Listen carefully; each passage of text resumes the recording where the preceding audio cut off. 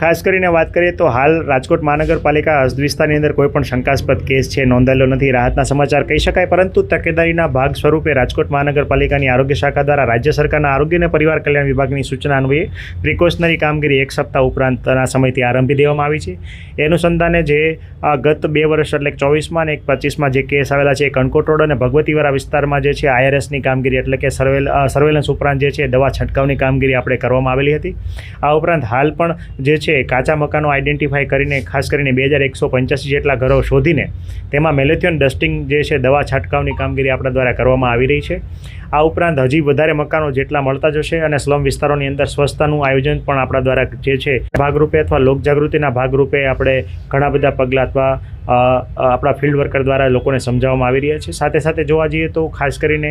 Private ડૉક્ટરો જે છે એમાં ખાસ કરીને પીડિયાટ્રિશિયન ઉપરાંત જે છે ફિઝિશિયન ઉપરાંત PDU મેડિકલ કોલેજના પીડિયાટ્રિશિયન અને ફિઝિશિયન ડિપાર્ટમેન્ટ દ્વારા જે છે એ સંકલન કરીને આપણે એક CMEનું આયોજન કર્યું હતું, જેમાં PDU મેડિકલ કોલેજના PSM માઇક્રોબાયોલોજી અને પીડિયાટ્રિક ડિપાર્ટમેન્ટના તજજ્ઞો દ્વારા છે એ મેડિકલ ઓફિસર ઉપરાંત પ્રાઇવેટ ડૉક્ટરોને એક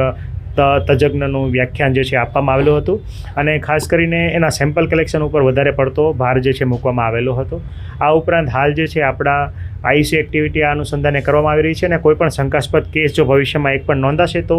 ટીમ બનાવીને આપણે કામગીરી કરવામાં આવશે. ખાસ કરીને વાત કરીએ તો ચાંદીપુરા વાયરસમાં એક્યુટ વાયરલ એન્સેફેલાઇટિસ એટલે મગજમાં જે સોજો આવવાથી થતા લક્ષણો જે છે મુખ્યત્વે જોવા મળે છે. આ ઉપરાંત જોવા જઈએ તો ખૂબ જ કોઈપણ પ્રકારના કારણ વગરનો હાઈ ગ્રેડ ફીવર જોવા મળે, સાથે સાથે વ્યક્તિને